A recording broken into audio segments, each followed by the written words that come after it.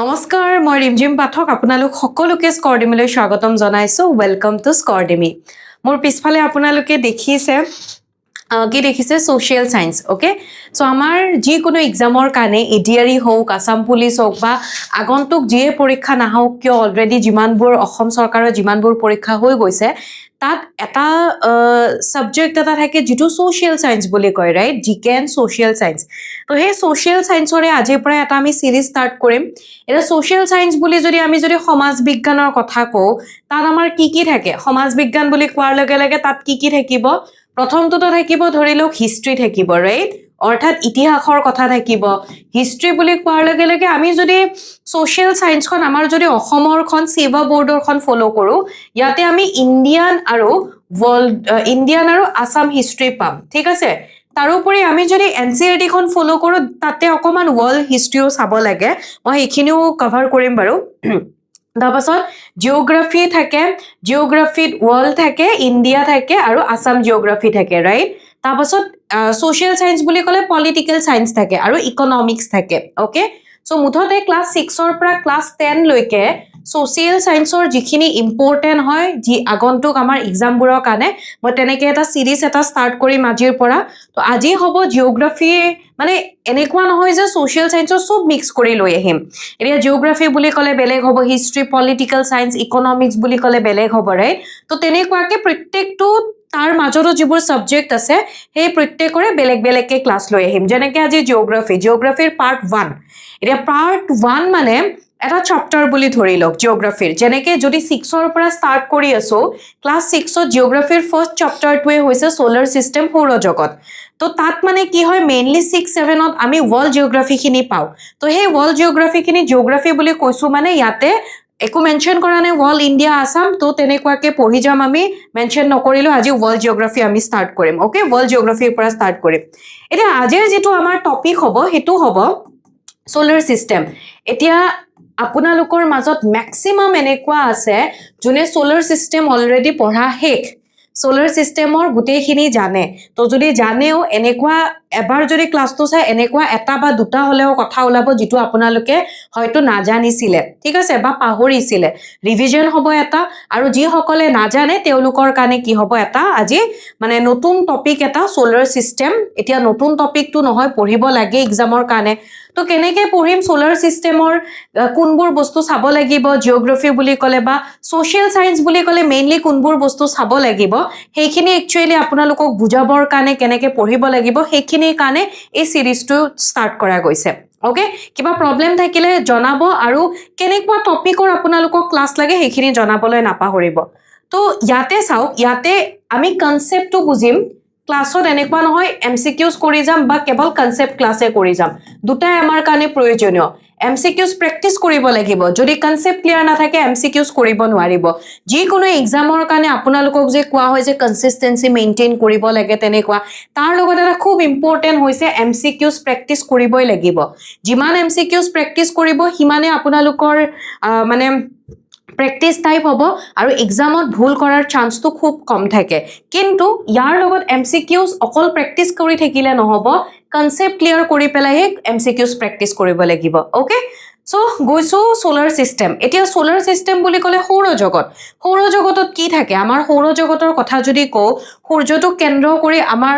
মানে সূৰ্যটোক কেন্দ্ৰ কৰি পেলাই আঠটা এনেকুৱাকে গ্ৰহ থাকে ৰাইট তাৰপাছত কিছুমান যেনেকে আমি ধূমকেতু উল্কাপিণ্ড মেটেৰয়েডছ এষ্টেৰয়েডছ ওকে তো এইবোৰ যিবোৰ থাকে এই গুটেইবোৰকে লৈ পেলাই আমাৰ সোলাৰ সিস্টেম বা সৌৰজগত গঠিত হয় তো মেইনলি আমাক সোলাৰ সিস্টেমৰ এই যে আঠটা গ্ৰহ আছে এই আঠটা গ্ৰহৰ ওপৰতে মেইনলি কোৱেশ্চন সোধে ওকে তাৰপাছত এই গ্ৰহ মানে ইংলিশত ক'লে কি হয় প্লেনেট এই যেটো প্লেনেট ওয়াৰ্ড ঠিক আছে যেটো প্লেনেট ওয়াৰ্ড এই প্লেনেট ওয়াৰ্ডটো এটা গ্ৰীক ওয়াৰ্ডৰ পৰা আহিছে যাৰ মিনিংটো হৈছে প্লেন্টি ওকে তো প্লেনেট ওয়াৰ্ডটো এটা গ্ৰীক ওয়াৰ্ডৰ পৰা আহিছে যাৰ মিনিংটো হৈছে প্লেন্টি এতিয়া প্লেন্টি বুলি কোৱাৰ লগে লগে তাৰ মানে কি হয় প্লেনেট মানে কি বুজায় এক যে কেইটা অপশন আছে তাৰ ভিতৰত কাৰেক্ট আনসাৰ কি হৈ যাব অপশন বি ওয়েন্ডাৰাৰ্স এটা প্লেনেট বুলি আমি যদি কও আমাৰ সৌৰজগতৰ আমি প্লেনেটৰ কথা যদি কও কেটা প্লেনেট আছে 8টা প্লেনেট আছে হয় না এই যেবোৰ প্লেনেট আছে প্লেনেটৰ কোনো নিজৰ তাপ নিজৰ হিট এণ্ড লাইট নাথাকে ওকে ইহঁতৰ কোনো তাপ আৰু কোনো পোহৰ নাথাকে যেনেকৈ আমাৰ পৃথিৱীখন এটা গ্ৰহ হয় আমাৰ পৃথিৱীৰ নিজৰ কোনো পোহৰ নাই নিজৰ কোনো হিট নাই তেতিয়াহ'লে পৃথিৱীয়ে ক'ৰ পৰা সেইখিনি পায় সূৰ্যৰ পৰা ওকে সূৰ্যটোক কেন্দ্ৰ কৰি গ্ৰহবোৰে সূৰ্যৰ চাৰিওফালে সূৰ্যটো কেন্দ্ৰত থাকে আৰু গ্ৰহবোৰে প্লেনেটবোৰে সূৰ্যৰ চাৰিওফালে ঘূৰি থাকে তো ইয়াতে কি হয় এই সূৰ্যটোৰ পৰাই বাকী প্লেনেটবোৰে ৰশ্মি হিট বা লাইট কি কৰে এবজৰ্ব মানে হিট এণ্ড লাইট লাভ কৰে ঠিক আছে ওকে তো ইয়াতে এইটো গম পালে প্লেণ্টিৰ গ্ৰীক যিটো ৱৰ্ড হয় প্লেণ্টি তাৰ মিনিংটো কি হৈছে ৱেণ্ডাৰাৰ্ছ ওকে তো প্লেনেট বুলি কোৱাই হৈছে যে এনেকুৱা কিছুমান চেলেষ্টিয়েল বডি বুলি ক'লে জ্যোতিষ্ক ঠিক আছে তো চেলেষ্টিয়েল বডি এনেকুৱা কিছুমান চেলেষ্টিয়েল বডি মানে আমি যদি আমাৰ সৌৰজগত বা আমাৰ যদি আমাৰ ৰাতিৰ আকাশৰ কথা বা এনে যদি আমি যদি কওঁ যে আমাৰ চাৰিওফালে থকা কিছুমান বস্তু যেনেকৈ তৰা হ'ব পাৰে ষ্টাৰ হ'ব পাৰে তো প্লেনেটছ এই গোটেইবোৰে হৈছে আমাৰ চেলেষ্টিয়েল বডি বা জ্যোতিষ্কৰ আণ্ডাৰত আহে তো এনেকুৱা কিছুমান চেলেষ্টিয়েল বডি যাৰ নিজৰ কোনো হিট এণ্ড লাইট নাই ডোণ্ট হেভ দিয়াৰ ওন হিট এণ্ড লাইট সেইবোৰকে আমি কি বুলি কওঁ প্লেনেট বুলি কওঁ আৰু এইমাত্ৰ ক'লোঁ প্লেনেট ৱৰ্ডটো গ্ৰীক ৱৰ্ড প্লেণ্টিৰ পৰা আহিছে যাৰ মিনিংটো হৈছে যাৰ মানে কি হয় ৱেণ্ডাৰাৰ্ছ অ'কে এতিয়া ইয়াতে এটা কুৱেশ্যন দিয়া হৈছে এই কুৱেশ্যনটো আপোনালোকে কৰিব পাৰিবনে which of the following statements is or are correct about planets প্লেনেটছবোৰৰ বিষয়ে তলৰ কোনটো শুদ্ধ বুলি কৈছে they are led by the light of the star বুলি কোৱাৰ লগে লগে সূৰ্যটোও কিন্তু এটা ষ্টাৰে হয় অ'কে ষ্টাৰ বুলি ক'লে যাৰ নিজৰ ওন হিট এণ্ড লাইট যাৰ নিজৰ হিট এণ্ড যাৰ নিজৰ কি হয় পোহৰ আৰু তাপ আছে সেইবোৰে ষ্টাৰ হয় আৰু আটাইতকৈ ডাঙৰ ষ্টাৰ বুলি আমি যদি কওঁ সূৰ্যটো এটা ষ্টাৰ হয় তো ষ্টাৰবোৰৰ সহায়ত লাইট ব্যৱহাৰ কৰি প্লেনেটবোৰ জ্বলি উঠা বুলি আমি ক'ব পাৰোঁ বা সেই ষ্টাৰৰ সূৰ্যৰ পোহৰ লাভ কৰে they are made up of only rocks প্লেনেটবোৰ কেৱল ৰক্সৰ দ্বাৰাই নিৰ্মিত হয় জানো পিছত পঢ়িলে গম পাব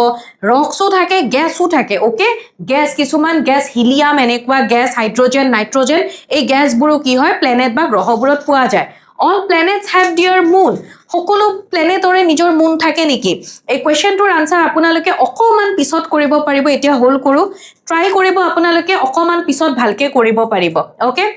এটা যে সোলাৰ সিস্টেম যে আমি পঢ়িবলৈ গৈ আছো সোলাৰ সিস্টেম বুলি ক'লে কি হয় যেনেকৈ অকমান আগতে ক'লো সূৰ্যটোৰ লগতে আমাৰ যি 8টা প্লেনেট যিবোৰ এই গ্ৰহবোৰৰ আকৌ নিজৰ কিছুমান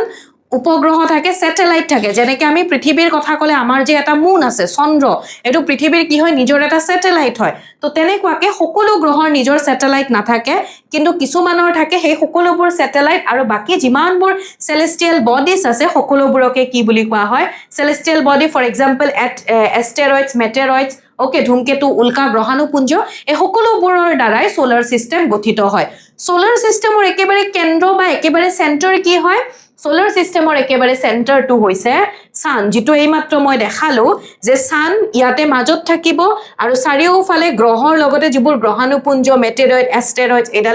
এটো হৈ গল এষ্টেৰয়েড বেল্ট তো এই গুটেইবোৰে কি হয় সূৰ্যটো কেন্দ্ৰত থাকে তাৰ চাৰিওফালে ঘূৰি থাকে ঠিক আছে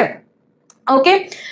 তো এইখিনি মনত ৰাখিব তাৰোপৰি এই সূৰ্যটোৱে কি হৈছে আল্টিমেট সোৰ্স অফ এনাৰ্জি বা হিট বুলি ক'ব পাৰো অৰ্থাৎ বাকিবোৰৰ নিজৰ কোনো তাপ পোহৰ নাই সূৰ্যৰ পোহৰে কি হয় ব্যৱহাৰ কৰে আৰু আমাৰ পৃথিৱীখনৰ পৰা সূৰ্যৰ যদি দূৰত্ব আমি চাও 150 মিলিয়ন কিলোমিটাৰ হয় তো এই কোৱেশ্চনটো কেতিয়াবা সুধে মনত ৰাখিব এটা কথাটো হল যে আমাৰ যে 8টা প্লেনেট আছে এই 8টা প্লেনেটৰ নাম কি কি হয় সিৰিয়ালি আমি যদি চাও সূৰ্যৰ পৰা দূৰত্ব অনুযায়ী যদি চাও তেতিয়াহলে কি হয় মাৰ্স মাৰ্কিউৰি ভিনাস মাৰ্স আৰ্থ তাৰপাছত জুপিটাৰ স্যাটাৰ্ন ইউৰেনাছ এণ্ড নেপচুন অসমীয়াত ক'লে কি হয় বুধ শুক্ৰ পৃথিৱী মংগল বৃহস্পতি শনি ইউৰেনাছ নেপচুন প্লুটো কিন্তু এতিয়া প্লেনেটৰ আণ্ডাৰত ধৰা নহয় আমি যেতিয়া স্কুলত আছিলো হয়তো আপোনালোকৰ লগতো হ'ব আমি যেতিয়া স্কুলত আছিলো মই যেতিয়া স্কুলত পঢ়ি আছিলো আমি 9টা গ্ৰহ বুলি পঢ়িছিলো তেতিয়া প্লুটোটোক ধৰা হৈছিল বাট পিছত গৈ পেলাই প্লুটোটোক গ্ৰহৰ ভিত্তিত ধৰা নহয় ওকে তো এতিয়া কথাটো হল যে এই গুটেই কেইটা প্লেনেট যিকেইটা আছে 8টা প্লেনেট সিৰিয়ালি আমি জানিব লাগিব সূৰ্যৰ পৰা দূৰত্ব অনুযায়ী কোনটো ওচৰত আছে সূৰ্যৰ একেবাৰে ওচৰত আটাইতকৈ দূৰত কোনটো আছে তো হেতুৱে ক্ৰনলজি এনেকে দিয়া হৈছে এটা কি হয় ইংলিশত গুটেই কেইটা নাম মনত ৰাখিবৰ কাৰণে কিছুমানৰ অকমান প্ৰবলেম হয় তাৰ কাৰণে এটা ট্ৰিক মনত ৰাখিব পাৰে এনচিইআৰটিত আছে ট্ৰিকটো মাই very efficient mother just serve us nuts or noodles ji monot rakhe okay to yate ami jodi sao yate m for ki hoy gol m mane ki hoy gol m ot ahi gol mercury bud thik ase v for ki hoy gol venus shukra second position ot ahe surjor pora durotto onujay earth prithibhi amar prithibhi surjor pora durotto onujay third number position ot ahe m4 ki hoy gol mars mongol groho j4 hoy gol jupiter brihaspati s4 hoy gol saturn shoni aru ephale u4 hoy gol uranus and neptune surjor ataitkoi durot kuntu groho thake surjor ataitkoi durot thake neptune aru ataitkoi usorot ki thake mercury okay monot thakibo ekhini ako yate ki hoy eta bostu moi apunaloko koi diu enekwa ইয়াতে যে গ্ৰহবোৰৰ কথা যে মই আপোনালোকক কলো যে সূৰ্যৰ চাৰিওফালে গ্ৰহবোৰে এনেকুৱাকে এটা নিৰ্দিষ্ট কক্ষপথত কি হৈ থাকে ঘূৰি থাকে আৰু সূৰ্যৰ চাৰিওফালে এপাক যে ঘূৰে হেতুকে যেনেকৈ আমি পৃথিৱীৰ কথা যদি কও নেক্সট ওয়াৰ্ল্ড জিওগ্ৰাফিৰ নেক্সট টপিকটোত কম যদি আমি পৃথিৱীখনৰ কথা কও এনেকৈ যে সূৰ্যৰ চাৰিওফালে যে এপাক প্ৰদক্ষিণ কৰে বা এপাক ঘূৰে তো সেই এপাক ঘূৰোতে কিমান সময় লাগে 1 ইয়াৰ লাগে right 1 year that means 365 days লাগে এতিয়া এটা বস্তু চাও সূৰ্যৰ পৰা গ্ৰহবোৰ যিমানে দূৰত্বত গৈ আছে ইয়াৰ কক্ষপথটো কি হৈ আছে সিমানে বাঢ়ি বাঢ়ি গৈ আছে অৰ্থাৎ সূৰ্যৰ পৰা যিমানে দূৰত্ব বেছি হৈ থাকে হিহতৰ যেটো সূৰ্যৰ চাৰিওফালে যে এপাক ঘূৰে তাৰ দিনটো বা তাৰ সংখ্যাটো বেছি হয় যেনেকৈ আমি মাৰ্কিউৰি যদি কও সূৰ্যৰ একেবাৰে ওচৰত আছে নিয়াৰেষ্ট প্লেনেট হয় তো এই সূৰ্যৰ চাৰিওফালে এপাক ঘূৰোতে কেৱল মাত্ৰ 88 days লাগে 88 দিন লাগে ওকে তাৰ পাছত ভিনাস শুক্ৰৰ আৰু অকমান বেছি লাগিব আৰু আমাৰ আৰ্থৰ কিমান লাগিছে 365 days ঠিক তেনেকুৱাকে নেপচুন সূৰ্যৰ পৰা আটাইতকৈ দূৰত আছে তো ইয়াৰ কক্ষপথটো কি হয় ডাঙৰ হয় তো গতিকে সূৰ্যৰ চাৰিওফালে এপাক ঘূৰতে তাক বহুত বছৰৰ প্ৰয়োজন হয় অৰ্থাৎ আমাৰ কাৰণে যেটো 1 বছৰ তো হিহতৰ কাৰণে নেপচুনৰ কাৰণে যদি 1 বছৰ চাও বহুত বছৰ হৈ যায় ওকে বহুত সময় লাগে তো যিমানে দূৰত গৈ থাকিব সূৰ্যৰ পৰা হিমানে ইয়াৰে কি হৈ থাকে হেতু সূৰ্যৰ পৰা যিমানে দূৰত গৈ থাকিব সূৰ্যৰ চাৰিওফালে এপাক ঘূৰতে সময়টো বেছি লাগে এতিয়া এখিনিটো হল যে সূৰ্যৰ পৰা দূৰত্ব অনুযায়ী আমি যদি সাইজৰ ভিত্তিত যদি চাও কোনটো গ্ৰহ সৌৰজগতৰ আটাইতকৈ ডাঙৰ গ্ৰহ কোনটো আটাইতকৈ সৰু গ্ৰহ কোনটো সেকেন্ড পজিশনত থাৰ্ড পজিশনত কোন আহে পৃথিৱী সূৰ্যৰ আমাৰ সৌৰজগতৰ আটাইতকৈ যেটো ডাঙৰ গ্ৰহ হয় ডাঙৰ গ্ৰহটো কি হয় জুপিটাৰ অৰ্থাৎ বৃহস্পতি ঠিক আছে সেকেন্ড লাৰ্জেষ্টটো কি হয় স্যাটাৰ্ন অৰ্থাৎ শনি থাৰ্ডটো কি হৈছে ইউৰেনাছ আৰু ফোৰ্থটো হৈছে নেপচুন এতিয়া এই যেটো দূৰত্ব অনুযায়ী যেটো ক্ৰনলজি আছে অৰ্থাৎ জুপিটাৰ স্যাটাৰ্ন ইউৰেনাছ এণ্ড নেপচুন এইকেইটা আকাৰৰ ভিত্তিটো কি হয় সেমে হয় ওকে 5th number positionত আহে আমাৰ পৃথিৱীখন আৰ্থ 6th number positionত আহে ভিনাস ঠিক আছে 7th number positionত আহে মাৰ্স আৰু 8th number আটাইতকৈ সৰুটো কি হৈছে মাৰ্কিউৰি বা আটাইতকৈ সৰু হৈছে বুধ মাৰ্কিউৰি বুধ সূৰ্যৰ একেবাৰে ওচৰতো থাকে আৰু সৌৰজগতৰ আটাইতকৈ সৰু গ্ৰহও হয় ওকে এতিয়া এই যে আমি যদি দূৰত্ব অনুযায়ী আমি যদি চাও আমি যদি দূৰত্ব অনুযায়ী যদি কও তেতিয়া হলে ওকে আমি যদি দূৰত্ব অনুযায়ী যদি ইয়াতে কব লাগে তেনেকে চাই পেলাই আমি কি হয় গ্ৰহবোৰক আৰু দুটা ভাগত ভাগ কৰো তাৰ মানে কি হয় এই যে mercury Venus earth and MERS এই যে চাৰিটা গ্ৰহ আছে সূৰ্যৰ আটাইতকৈ ওচৰত আছে ন সূৰ্যৰ যেহেতু আটাইতকৈ ওচৰত আছে এই কেইটাক আমি কো ইনাৰ প্লেনেট বুলি কও ঠিক আছে সূৰ্যৰ যেহেতু একেবাৰে ওচৰত আছে ইনাৰ প্লেনেট বুলি কও আৰু এফালে আমি যদি জুপিটাৰৰ পৰা কাউন্ট কৰো জুপিটাৰ স্যাটাৰ্ন ইউৰেনাছ আৰু নেপচুন এইকেইটা সূৰ্যৰ পৰা ইহতৰ দূৰত্ব বেছি হয় হেহে মানে বাহিৰত গুছি গল ন তো এইকেইটাক আমি কি বুলি কও আউটাৰ প্লেনেট বুলি কও তো কোৱেশ্চন সুধি দিয়ে ইনাৰ প্লেনেটৰ ভিতৰত কোন আহে আউটাৰ প্লেনেটৰ ভিতৰত কোন আহে ঠিক আছে তো প্ৰথম চাৰিটা গ্ৰহ হৈ যাব ইনাৰ প্লেনেট আৰু বাকি পিছৰ চাৰিটা গ্ৰহ হৈ যাব আউটাৰ প্লেনেট গ্ৰহবোৰৰ বিষয়ে আমি বেছি ভালকে চাব লাগিব তাৰোপৰি এটা বস্তু মনত ৰাখক জুপিটাৰ আৰু স্যাটাৰ্ন ওকে জুপিটাৰ বৃহস্পতি আৰু শনি গ্ৰহৰ কথা আমি যদি কও এই দুটা গ্ৰহক কোৱা হয় গেছ জায়ান্ট বুলি অৰ্থাৎ গেছ জায়ান্ট বিভিন্ন গেছ যেনেকৈ ধৰি লওক হিলিয়াম এইবোৰ গেছেৰে গঠিত হয় তো গেছ জায়ান্ট তো ইয়াতে কি হয় গেছ জায়ান্ট বা আমি ক'ব পাৰোঁ গেছ বৃত্ত অৰ্থাৎ দৈত্য তাৰমানে জায়ান্ট মানে দৈত্য ডাঙৰ সেইটো বুজায় তাৰোপৰি ইয়াতে যদি আমি যদি ইউৰেনাছ আৰু আমি যদি নেপচুনৰ কথা যদি কওঁ এই দুটাক কি বুলি কোৱা হয় এই দুটাক কোৱা হয় ice giant that means ice মানে কি হয় বৰফ সূৰ্যৰ পৰা বহুত দূৰত থাকে পৰ্যাপ্ত পৰিমাণৰ সূৰ্যৰ ৰশ্মি লাভ নকৰে সেয়েহে ইয়াতে মেক্সিমাম টাইম বৰফেৰে আবৃত হৈ থাকে সো আইচ জায়ান্ট বুলি কোৱা হয় ওকে তাৰপিছত আমি যদি সূৰ্যৰ চাৰিওফালে প্ৰদক্ষিণ কৰিবলৈ কোনটো এপাক ঘূৰিবলৈ কোনটো গ্ৰহক কিমান সময় লাগে আমি যদি চাওঁ ইয়াতে আমাৰ গ্ৰহবোৰ ইয়াতে শেষ হৈ যাব কি কি বৈশিষ্ট্য সেইখিনি মই ইয়াতে কৈ দিছোঁ আপোনালোকক আমি যদি মাৰ্কিউৰি বা বুধৰ কথা যদি কওঁ আমি মাৰ্কিউৰি বা বুধৰ কথা যদি কওঁ কিমান সময় লাগে সূৰ্যৰ চাৰিওফালে এপাক ঘূৰিবলৈ 88 ডেজ লাগে ওকে 88 ডেজ ক'লো আমাৰ কাৰণে যিটো এবছৰ 365 ডেজ মাৰ্কিউৰিৰ কাৰণে কিমান 88 ডেজ ভিনাছক লাগে 255 ডেজ আৰ্থক লাগে 365 ডেজ ওকে কিন্তু আমি যদি পৃথিৱীখনৰ কথা যদি কওঁ নেক্সট ক্লাছটোত ভালকে বুজি পাব আমি পৃথিৱীখনৰ কথা যদি কওঁ পৃথিৱীয়ে সূৰ্যৰ চাৰিওফালে এপাক ঘূৰোতে 365 লাগিছে বাট পৃথিৱীয়ে নিজৰ কক্ষপথত নিজৰ এক্সিছত এপাক ঘূৰিবলৈ কিমান সময় লাগে এদিন লাগে আৰু তাৰ ফলতে দিন ৰাতি হয় ওকে তো পৃথিৱীয়ে নিজৰ কক্ষপথত এপাক ঘূৰিবলৈ নিজৰ এক্সিছত এপাক ঘূৰিবলৈ পৃথিৱীক কিমান সময় লাগে এদিন লাগে ওকে এতিয়া মাৰ্চৰ কথা যদি কওঁ মংগলৰ কথা যদি কওঁ সূৰ্যৰ চাৰিওফালে এপাক ঘূৰিবলৈ 687 ডেজ লাগে জুপিটাৰক লাগে 11 বছৰ 11 মাহ 12 দিন ওকে সেটাৰ্ন শনিক লাগে 29 বছৰ 5 মাহ কলোনো যিমানে দূৰত গৈ থাকিব কক্ষপথৰ হেতু সিমানে বাঢ়ি গৈ থাকিব আৰু সূৰ্যৰ চাৰিওফালে এপাক ঘূৰিবলৈ সময়টো সিমানে লাগি থাকিব ওকে ইউৰেনাছক 84 ইয়াৰ্স ভাবক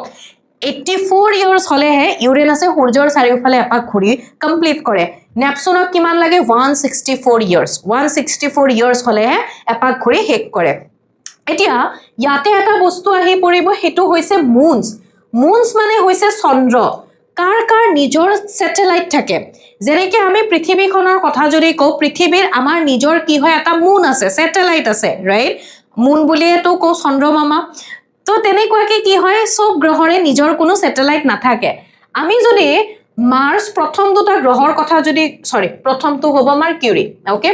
আমি যদি মাৰ্কিউৰি বুধ আৰু যদি আমি যদি ভিনাছ ওকে শুক্ৰ গ্ৰহৰ কথা যদি কওঁ ইহঁতৰ কোনো স্যাটেলাইট নাই নো স্যাটেলাইট ইহঁতৰ নিজৰ কোনো উপগ্ৰহ নাই ঠিক আছে তাৰোপৰি আমি যদি মাৰ্চৰ কথা যদি কওঁ মংগল গ্ৰহৰ কথা যদি কওঁ দুটা আছে সেই দুটাৰ নাম কি হৈছে ফোবছ and Deimos okay ফোবছ and Deimos এই দুটা সোধে তাৰপাছত আমি যদি আৰ্থৰ কথা যদি কওঁ পৃথিৱীৰ যদি কওঁ আমাৰ এটাই মুন আছে হয়নে এটাই চন্দ্ৰ আছে আৰু বাকি যদি জুপিটাৰৰ কথা কওঁ সেটাৰ্নৰ কওঁ সিহঁতৰ বহুত বেছি আছে আৰু এতিয়াও কি হয় বিভিন্ন ৰিসাৰ্চৰ ফলত এতিয়াও নতুন কিছুমান মানে সেটাৰ্ন হওক জুপিটাৰ হওক নেপচুন ইউৰেনাছ নতুন কিছুমান স্যাটেলাইট ডিসকভাৰ হৈয়ে থাকে ওকে তো ইয়াতে এটা ফিক্স নাম্বাৰ থাকিলে আমি সেই ফিক্স নাম্বাৰটোৰ ওপৰত ভিত্তি কৰি পেলাই ক'ব নোৱাৰো যে এতিয়াও ইমানটাই আছে বিকজ নতুন আকৌ কি হৈ থাকে হেতু বস্তু মানে উলাই থাকে আৰু কিছুমান বুকে কি হয় হেতু নতুনটোক আপডেট নকৰে হে আগৰটোৰ মতে থাকি যায় এৰে এই গুটেইবোৰ যেনেকুৱাকে আমি গ্ৰহবোৰৰ কথা পঢ়িলো গোটেই 8টা গ্ৰহৰ ভিতৰত আটাইতকৈ ডাঙৰ আটাইতকৈ লাৰ্জেষ্ট মই কি বুলি কৈছিলো জুপিটাৰ ৰাইট বৃহস্পতি ঠিক তেনেকুৱাকে এই যে উপগ্ৰহবোৰ যে আছে মুন যে আছে স্যাটেলাইট যে আছে সেই উপগ্ৰহবোৰৰ ভিতৰততো এটা আটাইতকৈ ডাঙৰ উপগ্ৰহ থাকিবনে নাই নিশ্চয় থাকিব হয়নে তো আটাইতকৈ যেটো ডাঙৰ উপগ্ৰহ আটাইতকৈ যেটো ডাঙৰ স্যাটেলাইট হয় মুন হয় হেতুৰ নাম হৈছে গ্যানিমেডি ওকে গ্যানিমেডি আৰু এই গ্যানিমেডিটো কাৰ উপগ্ৰহ হয় জুপিটাৰ বা বৃহস্পতিৰ আটাইতকৈ ডাঙৰ এটা উপগ্ৰহ আছে নামটো হয় গ্যানিমেডি ওকে আৰু সেই গ্যানিমেডিটোৰ এটোৰ কথা সুধি থাকে কিন্তু ইয়াতে আৰু এটা কথা আহিব যে গ্যানিমেডেটোতো হ'ল আমাৰ সৌৰজগতৰ গ্ৰহবোৰৰ 8টা গ্ৰহৰ ভিতৰত আটাইতকৈ 8টা গ্ৰহৰ যে উপগ্ৰহ থাকে সেই উপগ্ৰহবোৰৰ আটাইতকৈ ডাঙৰ উপগ্ৰহ ঠিক আছে কিন্তু এনেকে যদি সোধে যে কোনটো গ্ৰহৰ উপগ্ৰহৰ সংখ্যা আটাইতকৈ বেছি বুজি পাইছে ডিফাৰেন্সটো কি কৈছো এটা হ'ল আটাইতকৈ ডাঙৰ উপগ্ৰহ বা স্যাটেলাইট আৰু এটা হৈছে কোনটো গ্ৰহৰ হাইয়েষ্ট নাম্বাৰ অফ স্যাটেলাইট আছে আটাইতকৈ সংখ্যাত আটাইতকৈ বেছি উপগ্ৰহ আছে তেতিয়া হলে হেতু হৈ যাব Saturn okay highest number of satellite সংখ্যাত যদি চাও সংখ্যাত চালে শনি গ্ৰহৰ আটাইতকৈ বেছি কি আছে স্যাটেলাইট আছে ওকে ক্লিয়াৰ এইখিনি বুজি পালে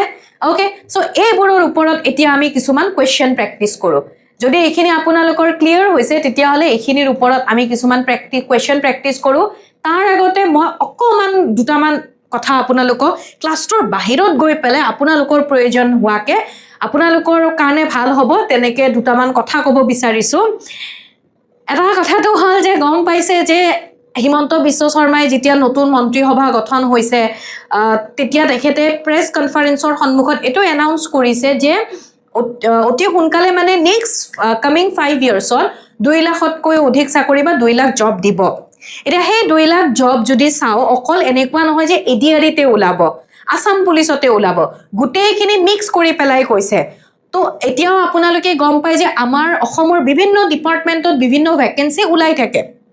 ঠিক আছে সো হে ভ্যাকেন্সি বোৰটো পূৰ কৰিব লাগিব তো তেনেকৈ আমাৰ অসমৰ যিমানবোৰ ডিপাৰ্টমেন্টত পদ খালি হৈ আছে বা আগন্তুক সময়ত খালি হ'ব সেইবোৰ মিলাই পেলাই 2 লাখ মান চাকৰি দিব বুলি কৈছে কিন্তু এই 2 লাখটো গৈ পেলাই পিছত সংখ্যাটো বেছিও হৈ যাব পাৰে তো এটো ভাবে ৰৈ নাথাকিব কেতিয়াও মই বাৰ কও যে নোটিফিকেশন দিব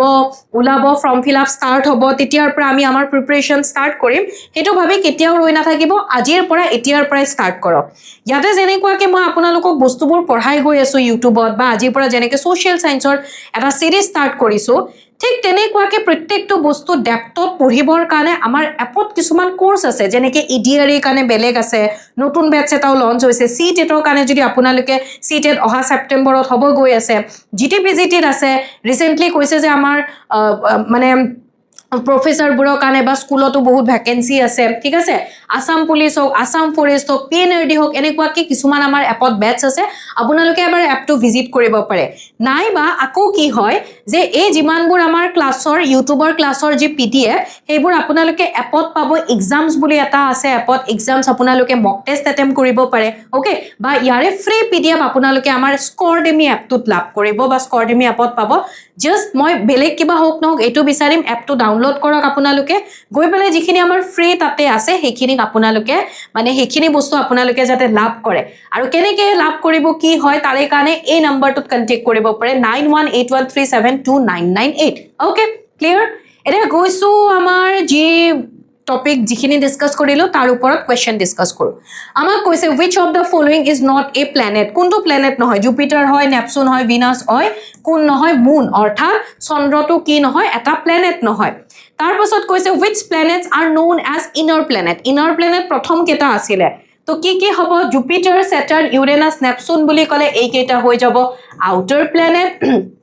বাহিৰৰ গ্ৰহ অৰ্থাৎ বৃহস্পতি শনি ইউৰেনাস আৰু নেপচুন তো mercury Venus earth and MERS এই কেটা কি হৈ যাব এই কেটা হৈ গল ইনাৰ প্ল্যানেট ওকে তাৰপাছত কৈছে which planet takes the shortest time to orbit the sun সূৰ্যৰ চাৰিওফালে এপাক ঘূৰিবলৈ আটাইতকৈ কম সময় কোনে লয় আটাইতকৈ কম সময় লয় মাৰ্কিউৰি 88 days লয় ৰাইট মাত্ৰ 88 দিন লাগে হাইয়েষ্ট কোনে লয় আটাইতকৈ সূৰ্যৰ পৰা দূৰত জুন থাকিব কোন নেপচুন কিমান বছৰ লাগে এতিয়া বছৰ বুলিয়ে ক'ব লাগিব 164 ইয়াৰ্স লাগে 164 বছৰ লাগে সূৰ্যৰ চাৰিওফালে এপাক প্ৰদক্ষিণ কৰিবলৈ ওকে দেন এনেকুৱা দুটা প্ল্যানেট যাৰ নিজৰ কোনো স্যাটেলাইট নাই উপগ্ৰহ নাই কি বুলি আমি পঢ়িলো এটাটো আছিলে বুধ আৰু এটা কি আছিলে শুক্ৰ হয়নে বুধ আৰু শুক্ৰ that means option B হৈ যাব correct answer clear okay then which is the largest outer planet আটাইতকৈ ডাঙৰ outer planet কি আৰু আমাৰ পৃথিৱী আমাৰ সৌৰজগতৰ আটাইতকৈ ডাঙৰ গ্ৰহটো কি হয় কি পঢ়িলো অকমান আগতে জুপিটাৰ ৰাইট বৃহস্পতি এটো outer planetতো আহে তো outer planet largest outer planet বুলি যদি কয় তেতিয়া হলে কি হ'ব জুপিটাৰ অৰ্থাৎ বৃহস্পতি আমাক যদি largest inner planet বুলি যদি কয় আটাইতকৈ ডাঙৰ ইনাৰ প্লেনেট কি হয় আটাইতকৈ ডাঙৰ কি হয় কি কৈছিলো প্ৰথমতে সেই যে ইনাৰ প্লেনেট কেইটা আছে ফাৰ্ষ্টত কোন আহে বা গোটেই সৌৰজগতৰ আমি যদি সাইজ হিচাপত চাও 5th নম্বৰত আহে কোন আৰ্থ ৰাইট তো আটাইতকৈ ডাঙৰ ইনাৰ প্লেনেট যদি সুধে তেতিয়া হলে কি হ'ব আৰ্থ অৰ্থাৎ আমাৰ পৃথিৱীখন যেটো গোটেই আঠটাৰ ভিতৰত 5th নম্বৰ পজিশনত আহে ওকে ক্লিয়াৰ হল এইখিনি দেন এবাৰ কৈছে যে এষ্টেৰয়েড মানে হৈছে গ্ৰহাণুপুঞ্জ কোনবোৰ গ্ৰহৰ মাজত পোৱা যায় দুটা গ্ৰহৰ মাজত কিছুমান এতিয়া প্ৰথমতে এটো চাইলো এষ্টেৰয়েড বা গ্ৰহাণুপুঞ্জ মানে কি হয় দুটা গ্ৰহ আছে এটা হৈছে মাৰ্স এটা হৈছে জুপিটাৰ মংগল আৰু বৃহস্পতি ইহঁতৰ মাজত কি হয় কিছুমান সৰু সৰু টাইনি বডিজ কিছুমান পোৱা যায় হিলৰ নিচিনা অৰ্থাৎ সূৰ্যৰ চাৰিওফালে এইবোৰেও টাইনি বডিজবোৰে ক্ষুদ্ৰ পদাৰ্থবোৰেও ঘূৰি থাকে আৰু এই ক্ষুদ্ৰ পদাৰ্থবোৰকে এষ্টেৰয়েড বা এনেকুৱাকে এটা বেল্টৰ নিচিনা ফৰ্ম কৰে ঘূৰি ঘূৰি তো সেই এই যেটো বেল্ট এইটোকে এষ্টেৰয়েড বেল্ট বুলি কোৱা হয় অসমীয়াত কলে এষ্টেৰয়েডক গ্ৰহাণুপুঞ্জ বুলি কোৱা হয় এই কোৱেশ্চনটো সুধি থাকে এষ্টেৰয়েড বেল্ট কাৰ মাজত আছে এইমাত্ৰ আমি দেখিলো মাৰ্স এণ্ড জুপিটাৰ মংগল আৰু বৃহস্পতি গ্ৰহৰ মাজত পোৱা যায় ক্লিয়াৰ হল ওকে এতিয়া ইয়াতে মই যিখিনি আপোনালোকক ক্যাৰেক্টাৰিষ্টিক্স কলো প্ৰত্যেকটো গ্ৰহৰ বিষয়ে এইখিনি দিয়া হৈছে পটাপট অকমান চাই যাও বুধৰ মাৰ্কিউৰীৰ কথা যদি কও বা বুধৰ কথা যদি কও মাৰ্কিউৰীত কোনো এটমস্ফিয়াৰ নাই এই কোৱেশ্চনটো হ'ব পাৰে যে তলৰ কোনটো গ্ৰহৰ এটমস্ফিয়াৰ বা বায়ুমণ্ডল আছে বা কোনটোৰ নাই আমাৰ যেনেকুৱাকে আমি পৃথিৱীত বসবাস কৰিব পাৰিছো কিয় বিকজ আমাৰ ইয়াতে এটমস্ফিয়াৰ আছে আমাৰ কি হয় বায়ুমণ্ডল আছে ৰাইট সেই এটমস্ফিয়াৰত বায়ুমণ্ডলতো আৰু লেয়াৰ আছে কিবা কিবি আৰু পঢ়িম এইবোৰ পিছত তো মাৰ্কিউৰী বা বুধৰ কোনো এটমস্ফিয়াৰে নাই তো তাত কোনো জীৱ থাকিব নোৱাৰে ওকে তাৰোপৰি ইয়াৰ কোনো স্যাটেলাইট নাই ইয়াৰ কোনো উপগ্ৰহ নাই যেটো অলৰেডি ডিসকাস কৰিলো আৰু সূৰ্যৰ চাৰিওফালে এপাক ঘূৰিবলৈ 88 ডেজ লাগে যেটো শৰ্টেষ্ট ইয়াৰ হয় আটাইতকৈ সৰু হয় এইবাৰ কৈছে যে আমাৰ সৌৰজগতৰ আটাইতকৈ হটেষ্ট এণ্ড ব্ৰাইটেষ্ট প্লেনেট কি হয় আটাইতকৈ উষ্ণ আৰু উজ্জ্বল গ্ৰহ কি হয় হটেষ্ট এণ্ড ব্ৰাইটেষ্ট কি হয় অপশন বি ভিনাস ওকে শুক্ৰ এতিয়া ভিনাসৰ বহুত কেটা ক্যাৰেক্টাৰিষ্টিক্স বহুত কেটা বস্তু আমি জানিব লাগিব প্ৰথমটো আমি পালো এটো হটেষ্ট এণ্ড প্লেনেট ব্ৰাইটেষ্ট তো হটেষ্ট বা আটাইতকৈ গৰম কিয় হয় ভিনাসটো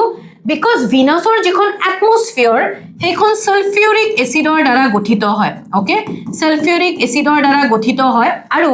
সূৰ্যৰ পৰা প্ৰত্যেকটো গ্ৰহই সূৰ্যৰ পৰা ৰশ্মি লাভ কৰে যেতিয়া ভিনাসত সূৰ্যৰ পৰা এনেকুৱাকে ৰশ্মি যাব আমাৰ কি হয় সূৰ্যৰ পৰা ৰশ্মি গলেও আকৌ হেখিনি উভতি যায় তো ইয়াতে ভিনাসৰ বায়ুমণ্ডলখন এনেকুৱাকে গঠিত হৈছে ইয়াতে যেতিয়া সূৰ্যৰ পৰা ৰশ্মি যাব সেই ৰশ্মিখিনি এগেইন উভতি যাব নোৱাৰে এই পোহৰখিনি এগেইন উভতি যাব নোৱাৰে তো যদি উভতি যাব নোৱাৰে গুটেইখিনি ইয়াতে ট্ৰেপ হৈ থাকিলে নে নাই তো যদি গুটেইখিনি ৰশ্মি গুটেইখিনি যদি হিট তাতে ট্ৰেপ হৈ থাকে হেতু আটাইতকৈ গৰম হ'ব ৰাইট এতিয়া এটা কোৱেশ্চন আহিব পাৰে মনলৈ আপোনালোকৰ মাৰ্কিউৰীটো বা বুধটো সূৰ্যৰ একেবাৰে ওচৰত আছিল হেতুহে বেছি গৰম হ'ব লাগিছিল কাৰণ সূৰ্যৰ পৰা আটাইতকৈ বেছি পোহৰ বুধে লাভ কৰি আছে তাৰ পিছতে শুক্ৰটো আছে তো বুধে কিয় বুধ গ্ৰহটো কিয় আটাইতকৈ গৰম নহয় পেলাই কিয় ভিনাস বা শুক্ৰটো গৰম হল এটোৱে ৰিজন বিকজ তাৰ যিখন এটমস্ফিয়াৰ সালফিউৰিক এসিডেৰে গঠিত আৰু ই কি কৰে যিবোৰ হিট ইয়াতে আহে শুক্ৰ গ্ৰহটো সেইখিনি ট্ৰেপ কৰি ৰাখে উভতাই যাব নিদিয়ে তো গুটেইখিনি যদি এটা জায়গাতে যদি ট্ৰেপ হৈ থাকে অবভিয়াসলি গৰম হ'ব ৰাইট তাৰ পাছত ভিনাসৰ কথা যদি চাও ভিনাসক কি বুলি কোৱা হয় মৰ্নিং এণ্ড ইভিনিং ষ্টাৰ বুলি কোৱা হয় মৰ্নিং এণ্ড ইভিনিং ষ্টাৰ বুলি কিয় কোৱা হয় বিকজ মৰ্নিং বুলি ক'লে পুৱতি বা হাজলি পুৱতি ভূতাতৰা আৰু ইভিনিং বুলি ক'লে সান্ধ্য বা হাজলি ভূতাতৰা কিয় কোৱা হয় কাৰণ সূৰ্য উদয়ৰ পিছতো ভিনাসটো বা শুক্ৰ গ্ৰহটো আমি দেখিবলৈ পাওঁ আৰু সূৰ্য অস্ত যোৱাৰ পিছতো আমি আকাশত এই শুক্ৰ গ্ৰহটো দেখিবলৈ পাওঁ তাৰোপৰি আমাৰ আৰ্থৰ যমজ ভগ্নী বুলি কোৱা হয় আৰ্থ টুইন সিস্টাৰ আমাৰ আৰ্থৰ যমজ ভগ্নী কিয় আৰ্থৰ যমজ ভগ্নী বিকজ আমাৰ যেটো আৰ্থ ওকে আমাৰ পৃথিৱীৰ লগত ভিনাস দেখাত অকমান আকাৰ আকৃতি অকমান একে নিচিনা হয় সিমিলাৰে হয় সো আৰ্থ টুইন সিস্টাৰ বুলি কয় ঠিক আছে এইটো কলুৱে যে এইটো কব আপোনালোকে পৃথিৱীৰ যমজ ভগ্নী বুলি কোনটো গ্ৰহক কোৱা হয় তাৰ পাছত কোনটো প্ল্যানেটক মৰ্নিং ষ্টাৰ পুৱতি ভূতাতৰা লগতে ইভিনিং ষ্টাৰটো অসমীয়াত কলে কি হয় সান্ধ্য বা হাজলি ভূতাতৰা বুলি কোৱা হয় ওকে সান্ধ্য বা হাজলি ভূতা তৰা বুলি কোৱা হয় ওকে সো কোনটো কোৱা হয় এটোও কলো তাৰ পাছত আকৌ আমাক কি কৈছে ভিনাছ ৰোটেটস ফ্ৰম এতিয়া কৈছে যে যেটো শুক্ৰ গ্ৰহ কোৰ পৰা কোন ফাললৈ ঘুৰে ম্যাক্সিমাম আমাৰ গ্ৰহ আছে ভিনাছ আৰু এটাক বাদ দি পেলাই আৰ আমি যদি পৃথিৱীখনৰ কথাই কওঁ আমাৰ পৃথিৱীখন এনেকে ঘুৰে এনেকে দ্যাট মিন্স পশ্চিমৰ পৰা পূবলৈ ঘুৰে ওয়েষ্টৰ পৰা ইষ্টলৈকে ঘুৰে বাকিবোৰ অলমোস্ট সেম বাট শুক্ৰ গ্ৰহটো ইয়াৰ অপোজিট শুক্ৰ গ্ৰহটো সদায় ইষ্টৰ পৰা ওয়েষ্টলৈকে ঘুৰে পূবৰ পৰা পশ্চিমলৈকে ঘুৰে তো এইবোৰ এক্সেপশন তো এনেকুৱা ধৰণৰ কোৱেশ্চনবোৰে এক্সামত আহে তো ভিনাছৰ যিখিনি কথা কলো সেইখিনি বস্তু ইয়াতে দিয়া হৈছে আৰু আমি অলৰেডি দেখিলো ভিনাছৰ কোনো স্যাটেলাইট বা ভিনাছৰ কোনো মুন নাই ওকে ক্লিয়াৰ এইখিনি তো এটো হৈ গল ভিনাছ শুক্ৰ গ্ৰহ তাৰপাছত পৃথিৱীৰ কথা যদি কওঁ পৃথিৱী সূৰ্যৰ পৰা দূৰত্ব অনুযায়ী তৃতীয় পজিশনত আছে আৰু সাইজ অনুযায়ী 5th পজিশনত আছে ইয়াৰ সূৰ্যৰ পৰা অলমোস্ট আমি দেখিলো 150 মিলিয়ন কিলোমিটাৰ হয় পৃথিৱী আৰু সূৰ্যৰ মাজৰ দূৰত্ব পৃথিৱীখনক ব্লু প্লেনেট বুলি কোৱা হয় কিয় ব্লু প্লেনেট বুলি কোৱা হয় ওপৰৰ পৰা চালে যেহেতু ম্যাক্সিমাম আমাৰ ইয়াতে পানীয়ে আগুৰি আছে গতিকে ওপৰৰ পৰা চালে নীলা দেখিছো ব্লু প্লেনেট বুলি কোৱা হয় গুটে 8টা গ্ৰহৰ ভিতৰত পৃথিৱী এনেকুৱা একমাত্ৰ এটা গ্ৰহ য'ত লাইফ এক্সিষ্ট কৰিব পাৰে পানী আছে লাইট কি হয় বা ইয়াৰ যেটো ফেভৰেবল এটমস্ফিয়াৰ হয় তাৰে কাৰণে লাইফ এক্সিষ্ট কৰিব পাৰে জীৱ জীয়াই থাকিব পাৰে আৰু ইয়াৰ এটাই চন্দ্ৰ পাও আমি এটাই স্যাটেলাইট আছে যেটো হৈছে মুন then which of the following are the satellites of Mars অকমান আগতে কলো মার্স বা মঙ্গল গ্ৰহৰ উপগ্ৰহ দুটাই আমি পাও আৰু সেই দুটা উপগ্ৰহ কি হৈছে option B Phobos and Deimos okay Phobos and Deimos okay then মঙ্গলৰ কথা কলে মঙ্গল গ্ৰহক ৰেড প্লেনেট বুলি কোৱা হয় ৰিজন কি হয় ৰেড প্লেনেট বুলি কোৱা বিকজ ইয়াতে প্ৰচুৰ পৰিমাণৰ আইৰন অক্সাইড পোৱা যায় ফেৰিক অক্সাইড পোৱা যায় যাৰ কাৰণে ই দেখাত ৰঙাৰ নিচিনা হয় দুটা উপগ্ৰহ পাও Phobos and Deimos right পৃথিৱীৰ পিছত মঙ্গলটোৱে এনেকুৱা এটা গ্ৰহ য'ত মানে পানী পোৱা গৈছে আৰু তাত লাইফ এক্সিষ্ট কৰিব পৰা এটা পসিবিলিটি সম্ভাৱনা এটা আছে বুলি কোৱা গৈছে যেনেকৈ মঙ্গলায়ন মিশন মঙ্গলযান মিশন তো কি হয় কোৱা হয় ন মঙ্গল কিমান কি উলাইছিলে যে মঙ্গল গ্ৰহত মানুহ থাকিব পাৰিব তেনেকুৱা তো হেবোৰ এতিয়া কি হয় ৰিসাৰ্চ কৰি আছে কাৰণ পৃথিৱীৰ পিছত একমাত্ৰ মঙ্গলটোৱে এনেকুৱা গ্ৰহ য'ত বা মাৰ্সটোৱে এনেকুৱা এটা প্লেনেট য'ত পানী পোৱা গৈছে আৰু পানী পালে তো তাত লাইফ এক্সিষ্ট কৰিবই দেন ইয়াৰ এটমস্ফিয়াৰখন বহুত বেছি থিন হয় পাতল হয় যিখন carbon dioxide gas nitrogen and argon এনেকুৱা ধৰণৰ গেছৰ দ্বাৰা গঠিত এতিয়ালৈকে মঙ্গল গ্ৰহত যোৱা আমাৰ পৃথিৱীৰ বিভিন্ন আমি মিশনবোৰ যদি চাও এটা আমাৰ ইণ্ডিয়াৰ আছে মঙ্গলায়ন মিশন ৰাইট দেন আকৌ পাও ভিকিংছ পাথফাইণ্ডাৰ মাৰ্স অডিসি কিউৰিঅসিটি এইবোৰ হল কিছুমান স্পেচ মিশন যিবোৰ মাৰ্সলৈকে গৈছিলে এটো ক'ব পাৰিব আমাৰ সৌৰজগতৰ আটাইতকৈ ডাঙৰ প্লেনেট কি হয় এটো আপোনালোকৰ কাৰণে ৰাখিলো কি হয় এটো আপোনালোকে জনাব ওকে দেন কৈছে তলৰ কোনটো স্টেটমেন্ট কাৰেক্ট হয় কোনটো statement correct Mars is the largest planet হয় নেকি মাৰ্স লাৰ্জেষ্ট প্লেনেট হয় নেকি নো জুপিটাৰ অৰ্থাৎ বৃহস্পতি হৈছে আটাইতকৈ ডাঙৰ গ্ৰহ ওকে বৃহস্পতি ডাঙৰ গ্ৰহ Ganymede is the largest satellite yes correct right Earth is called the Lord of Heavens no এটো বস্তু মনত ৰাখিব Lord of Heavens বুলি এটা গ্ৰহক কোৱা হয় আৰু সেই গ্ৰহটো হৈছে জুপিটাৰ বৃহস্পতিক Lord of Heavens বা স্বৰ্গৰ প্ৰভুৰ নিচিনাকে তেনেকে কোৱা হয় Venus has the largest moon Venusৰ মুনে নাই no moon Venus বা শুক্ৰ গ্ৰহৰ কথা যদি কও কোনো মুনে নাই তো ইয়াতে অপশন বি হৈ গল কাৰেক্ট আনসাৰ গ্যানিমেডি হৈছে আটাইতকৈ ডাঙৰ উপগ্ৰহ যেটো কাৰ হয় জুপিটাৰৰ হয় তো জুপিটাৰৰ কথা যদি কও সৌৰজগতৰ আটাইতকৈ লাৰ্জেষ্ট সোলাৰ সিস্টেমৰ আটাইতকৈ লাৰ্জেষ্ট প্লেনেট হয় গ্যানিমেডি স্যাটেলাইটটো জুপিটাৰৰ আটাইতকৈ ডাঙৰ স্যাটেলাইট হয় যেটো সৌৰজগতৰো হয় আৰু জুপিটাৰক কি বুলি কোৱা হয় লৰ্ড অফ হেভেন্স বুলি কোৱা হয় দেন কোনটো গ্ৰহক ডুৱাৰ্ফ প্লেনেট বুলি কোৱা হয় প্লুটো এতিয়া গ্ৰহ নহয় আগতে গ্ৰহ আছিল এতিয়া প্লুটো কি হয় ডুৱাৰ্ফ প্লেনেট বুলি কয় ডুৱাৰ্ফ প্লেনেট বুলি কোনে আখ্যা দিছিলে 2006 ত ইন্টাৰনেশ্যনেল এষ্ট্ৰোনমিক্যাল ইউনিয়ন তো কি হয় 2006 ৰ আগষ্ট মাহত 2006 ৰ আগষ্ট মাহলৈকে প্লুটো এটা গ্ৰহ আছিলে এটা গ্ৰহ হ'ব লাগিলে তাৰ কিছুমান ক্ৰাইটেৰিয়া লাগিব আমাৰ সৌৰজগতত যিমানবোৰ বস্তু আছে সকলোবোৰকে গ্ৰহ বুলি কয় জানো নকয় ন পিছত গৈ পেলাই দেখিলে যে প্লুটোৰ কিছুমান নিমিলে তাৰ কাৰণে প্লুটোক 2006 চনৰ আগষ্ট মাহৰ পৰা প্লুটোক ডুৱাৰ প্লেনেট বা বামন গ্ৰহ বুলি আখ্যা দিছিলে কোনে ইন্টাৰনেশ্যনেল এষ্ট্ৰনমিকেল ইউনিয়নৰ দ্বাৰা আৰু এটো হৈ গল প্লুটো ওকে নেপচুনৰ পিছত আহে প্লুটো ঠিক আছে ওকে এটো এবাৰটো চালুৱে এতিয়া হল গ্যালাক্সি মানে কি হয় তাৰকা ৰাজ্য আমাৰ তাৰকা ৰাজ্য বা গ্যালাক্সি বুলি ক'লে কি হয় যে Galaxy is the cluster of millions of star অৰ্থাৎ লাখ লাখ তৰাৰ বা ধূলি আৰু গেছৰ কি হয় clouds of dust and gases lakh lakh তৰা ধূলি আৰু গেছৰ ডাৱৰৰ এটা থোপ হৈছে গ্যালাক্সি আমাৰ যেটো সোলাৰ সিস্টেম বা আমাৰ যেটো প্ল্যানেট হয় সেই প্ল্যানেটটো বা আমি আৰ্থৰ কথা যদি কও এটো মিল্কি ওয়ে গ্যালাক্সিৰ আন্ডাৰত আহে কোৰ কিহৰ আন্ডাৰত আহে মিল্কি ওয়ে গ্যালাক্সি